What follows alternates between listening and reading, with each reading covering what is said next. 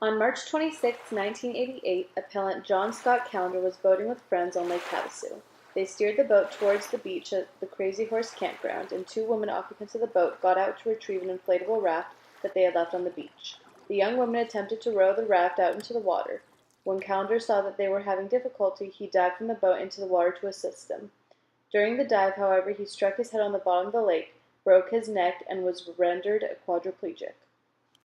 At the time of Callender's incident, the state of Arizona owned the land alongside the Lake Havasu shore where the Crazy Horse Campground was located.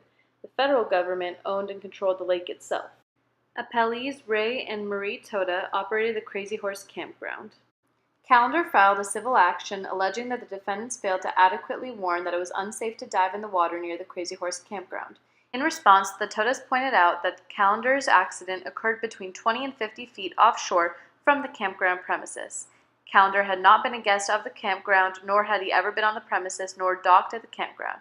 Finally, they argued that the lake's waters and subsurface were owned by the United States Department of the Interior, and the Crazy Horse Campground had no legal interest in those waters. The Todas thus argued that they had no duty to Callender. Callender argued in response that because the Todas reasonably could foresee that patrons of the campground and non-patrons in the company of patrons would approach the Crazy Horse Beach by boat and might dive from the boats, the Todas had the duty to act reasonably to warn people of the risk of diving. The campground was a business enterprise. A business invitee is a person who is invited to enter or remain on the land for purpose directly or indirectly connected with business dealings with the possessor of the land. Callender was not an invitee of the Todas. He did not enter the campground before the accident, nor did he use any of the campground services or its dock. He was not attempting to enter the campground at the time of the injury. There simply was no relationship between Callender and the campgrounds that would have imposed a duty of care on the Todas for his benefit.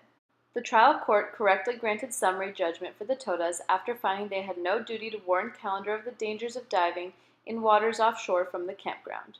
We therefore affirm the trial court judgment in favor of the Todas.